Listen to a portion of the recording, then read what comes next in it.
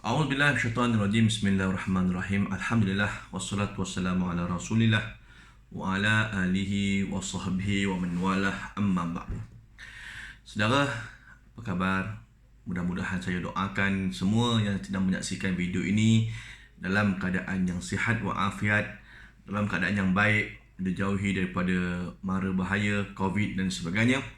Dan insya-Allah menjawab beberapa persoalan yang ingin diutarakan oleh para jemaah, iaitu ceritakan berkaitan dengan fitnah akhir zaman ini. Tuan-tuan yang dirahmati Allah Subhanahu Wa Taala, bahawasanya kita sekarang ini memang berada di zaman fitnah.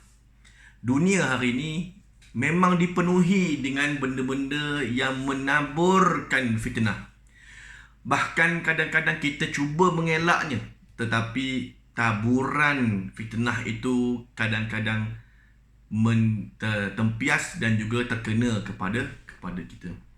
Sebab itulah Nabi SAW pernah bersabda dalam sebuah hadis yang bermaksud akan datang kepada manusia pada tahun-tahun yang penuh dengan penipuan dan tipu daya. Kata-kata pendusta dikatakan benar dan didustakan pula percakapan orang-orang yang benar. Diberikan amanah kepada pengkhianat dan dikhianati pula orang-orang yang diberikan amanah. Kemudian akan berkatalah golongan Ar-Ruwaibidah. Siapakah golongan Ar-Ruwaibidah itu ya Rasulullah? Itulah yang Nabi sabdakan sebagai orang yang bodoh lagi fasik, berbicara dan menguruskan berkaitan perkara umum yang besar. Hadis riwayat Ibnu Majah. Dalam hadis ini jelas menyatakan bahawa akan datang, kata Nabi, selepas berlalunya zaman baginda Nabi SAW, akan datang satu zaman di mana, kata Rasulullah, fitnah akan menjadi satu benda dan satu bahana yang besar. Cakap orang-orang yang bohong dikatakan benar. Bahkan dibohongi pula orang-orang yang ingin berkata benar.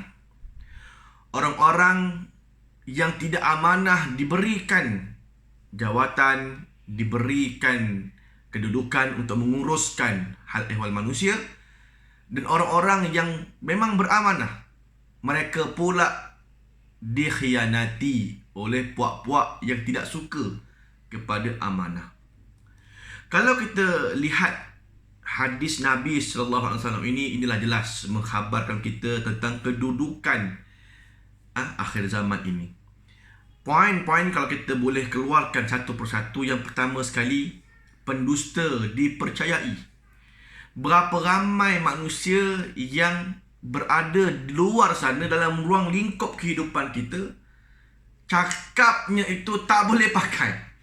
Bukan kita tak tahu, bukan kita tak kenal. Kadang-kadang saudara mara kita juga, kadang-kadang mungkin adik-beradik kita juga. Kadang-kadang lebih teruk lagi, anak-anak kita berbohong pada kita. Jadi pembohongan ini menjadi salah satu makanan umat akhir zaman. Jadi orang lebih percaya kepada teknologi. Hari ini teknologi disalahertikan. Apa yang berlaku pada ustaz-ustaz selebriti contohnya kan, ni kita bukanlah nak backup, mereka pun manusia juga, boleh melakukan kesilapan dan sebagainya. Tetapi kita tidak nafikan bahawa teknologi itu memberi impak besar kepada mereka yang baik. Orang-orang yang baik, yang disukai oleh masyarakat, banyak membuat aktiviti-aktiviti amal jariah. Ada di sana manusia yang busuk hati, yang tak suka kepada mereka ini. Kita tak nafikan bahawa memang sifat manusia mungkin akan ada melakukan kesalahan dan sebagainya. Tetapi kita juga tak boleh menafikan dengan teknologi pada hari ini yang jatuh ke tangan orang yang salah, boleh menyebabkan orang-orang yang baik dikatakan jahat. Jadi kata-kata pendusta ini melalui teknologi deepfake lah, boleh rupa macam-macam, boleh tiru suara sebiji macam suara kita. Tuan-tuan, bukan kata orang lain, saya sendiri pun risau. Kan? Kita sendiri pun risau. Kan? Kok mana tiba-tiba ada pula video kita melakukan jenayah, kan? Melakukan adegan seksual dan sebagainya. Kalau kena kat kita, tuan-tuan, pening kepala kita. Jadi inilah yang berlaku, yang diingatkan oleh Nabi SAW dahulunya, bahawa wujud pendusta-pendusta yang seperti ini.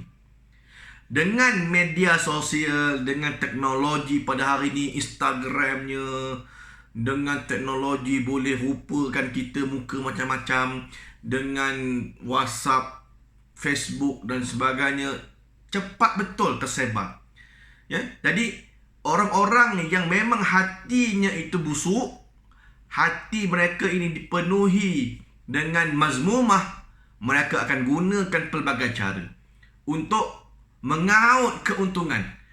Ramai saja orang yang mungkin banyak duit, nak jatuhkan orang yang baik itu, dia orang cari ni golongan-golongan yang pakar-pakar ini, dibayar dengan duit yang banyak, tolong buat satu video, buatkan satu rakaman, buatkan satu adegan untuk menjatuhkan kredibiliti kawan itu. Kena pula dengan kita punya persidangan, kurang bukti, nak menyokong bahawa kita ni tak bersalah dan sebagainya.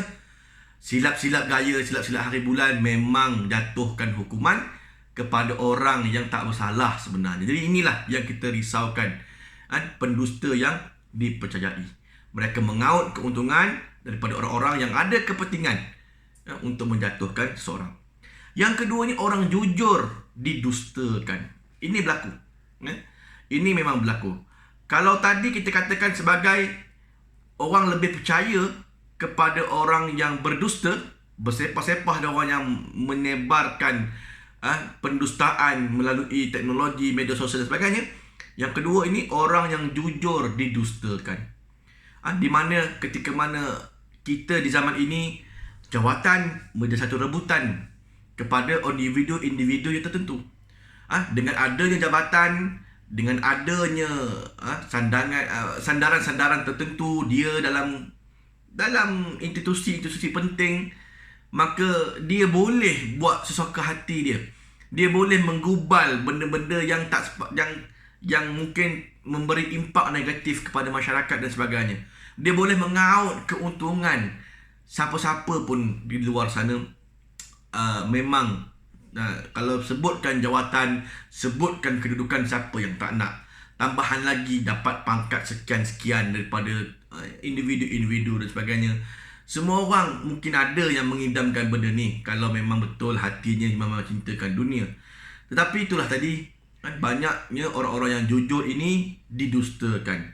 Kejujuran ini dibenci oleh setengah pihak, yang mana diorang tak boleh ngam lah bila mana orang ni jujur sangat. Ini bukan geng kita lah, kita ni tidaklah baik sangat, kata dia kan. Kita ni, tapi kita kena ada keazaman macam mana untuk jatuhkan lawan. Gitu. Jadi diorang ni memang golongan pemfitnah lah, ya. Luar nampak bagus, dalam masyarakat, dalam media masa, dalam TV mungkin cakap depan masyarakat, Masya Allah, cakap kan, pijak semut pun tak mati, kan? Tapi hakikatnya hati busuk, ya. Jadi golongan-golongan yang jujur banyak didustakan kebenaran mereka, maka terjadilah fitnah, tularlah fitnah di dalam masyarakat. Kita tengok orang-orang yang seperti mana orang baik, kan? Kita ni tuan-tuan kena ada sikap husnuzon, sangka baik. Husnuzon ini diajar oleh Nabi SAW. Seperti mana kes Abid Liu contohnya, kan? Kita kena husnuzon, ya? Kita tak menafikan bahawa dia pun adalah manusia yang mungkin melakukan kesilapan. Semua orang sama, walaupun serban tinggi mana pun, kena masanya diuji oleh Allah Subhanahu Wa Taala. Kadang-kadang tergelincir landasan kereta api tu, kan? Tetapi kalaulah benar dia itu tak bersalah, sudah menjadi satu fitnah. Sebab tu kita dalam bab ini jangan kita komen apa-apa, senyap je, kan? Jangan kita komen, kan, kita sokong puak ini, kita bantai puak ini, kita sokong ustaz ini, kita tak sokong orang ini. Kita pula yang menjadi komentar-komentar di ruangan komen di bawah itu, mencemoh dan mencaci dan sebagainya. Tak sangka lah, nampak baik, tetapi tuan-tuan, inilah semuanya mengundang kepada dosa besar. Walaupun kita tidak bercakap, tetapi dengan kita menaik satu benda yang tidak sahih, menyebabkan orang baca dan orang benci kepada orang yang baik, kita boleh menerima saham di akhirat besok, dihumban masuk api neraka. Sebab itulah, jangan kita komen lah. Lagipun siasatan sedang berjalan apa semua, serahkan pada yang betul lah untuk mengkaji apa semua. Jadi kita mesti ada sangka baik kepada golongan-golongan yang memang baik. Mudah-mudahan ianya merupakan satu fitnah dan Allah Ta'ala membebaskan beliau daripada fitnah ini. Cuba bayangkan kalau kita lah tuan-tuan berada di tempat itu, apa yang kita lakukan, apa yang kita rasa. Sudah pasti kita rasa, aku tak bersalah, kenapa orang fitnah aku begini dan sebagainya. Tapi inilah yang dikatakan oleh Nabi SAW, zaman fitnah. Manusia nak menjatuhkan golongan-golongan yang baik dan sebagainya, menjatuhkan orang baik, menjatuhkan ulama, menjatuhkan ustaz-ustaz yang baik, individu yang baik dan sebagainya. Tidak kita nafikan. Baik. Kemudian yang ketiganya adalah amanah diberikan kepada pengkhianat. Pada hari ini banyak yang mengkhianati amanah, mengkhianati agama, bangsa dan juga negara. Ini kita tidak nafikan. Memang banyak sangat hari ini. Kalau kita lihat, semuanya mementingkan diri sendiri.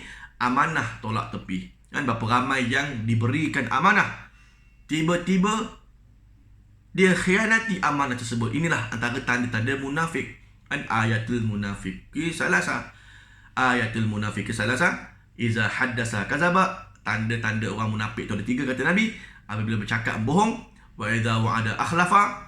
Diberikan apabila dia bercakap dia bohong. Wa'ada akhlafa. Apabila diberikan satu tanggungjawab, maka dia mengelak. Dan wa idza u'tuminu khana. Apabila diberikan amanah, dia khianat.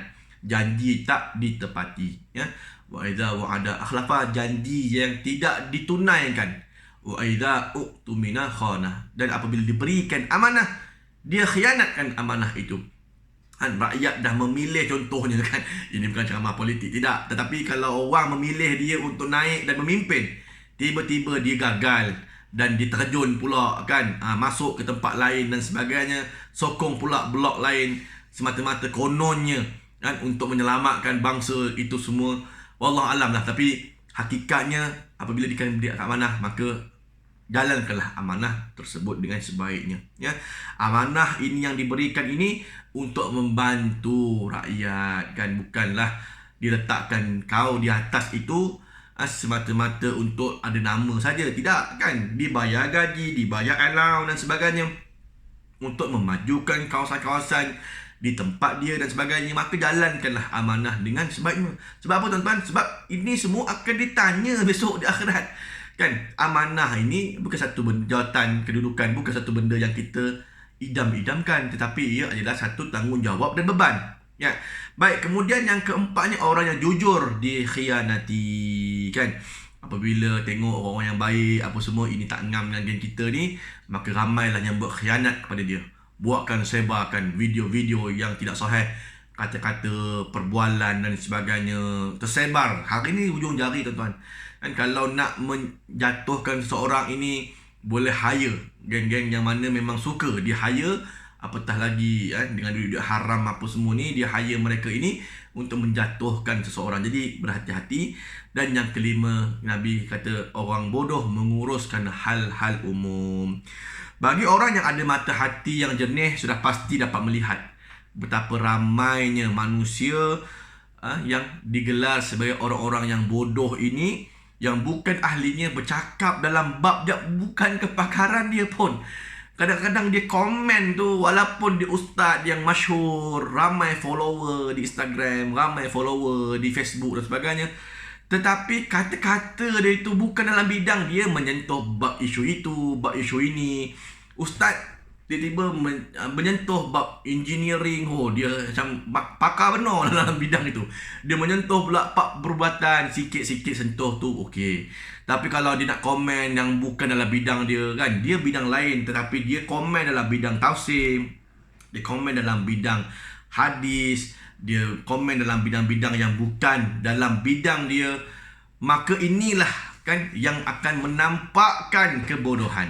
Kan elok-elok orang nampak, orang anggap ustaz tu bagus, ceramah umum aja kan, abang akhlak Nabi bagus, bapak-bapak, tapi bila di komen satu benda yang bukan dalam bidang dia, salah pula dia komen, kena pula hentam, kena pula dirot pula oleh, ditentang pula ataupun disohehkan pula orang-orang yang memang pakar dalam bidang tu.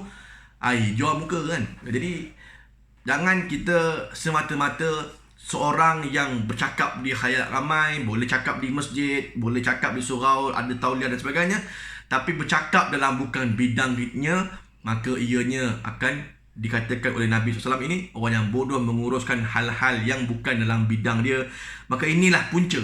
Apabila dia bercakap, orang pula ramai yang follower ramai, cakap bukan dalam bidang dia, apa impak dia? Impak dia adalah orang akan percaya sebab orang taksub kan, orang pentaksub dia ni, dan orang suka sangat dengan apa yang dia kata dan sebagainya. Follower ramai, cakap memang orang suka, sedap dengar kan, cakap berapi-rapi, ceramah kat masjid apa semua kan. Tapi hakikatnya dia bukan membicarakan dalam bidang dia, dan salah pula apa yang dibicarakan itu. Orang akan menyebarkan benda yang salah, orang akan faham benda salah, dan orang akan berkata pula benda yang salah. Sebab itu kan, jangan jadi orang yang bukan bercakap dalam bidang dia. Jadilah orang yang bijak, orang yang pandai, orang yang pintar, bercakaplah dalam bidang masing-masing, sudah mencukupi kan. Kenapa? Kerana kita ni seorang ustaz, bila kita kata, bila ada orang tanya aja, minta maaf lah, saya berlepas tangan dalam bidang ni sebab saya bukan ahlinya. Jadi boleh kita skip soalan ini, ada soalan lain. InsyaAllah saya akan balik, nanti saya akan rujuk dahulu, nanti kita akan utarakan. Kenapa kalau cakap begitu rasa segan? Jatuh kredibiliti aku sebagai ulama besar ni, sebagai ustaz besar, sebagai ustaz hebat apa semua, jatuh kredibiliti ke? Kan?